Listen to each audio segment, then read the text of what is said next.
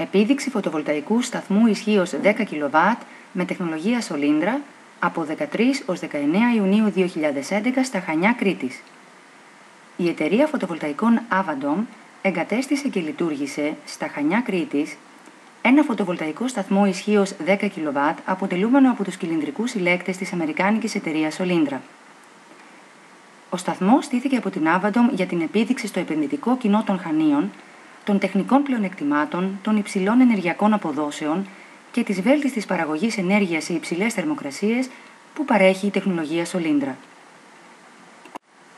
Ο σταθμός στήθηκε ακριβώς με τον ίδιο τεχνικό σχεδιασμό όπως το Ηράκλειο και απέδειξε ότι με τη χρήση κατάλληλης λευκής ανακλαστικής επιφάνειας η παραγωγή ενέργειας είναι 22% παραπάνω.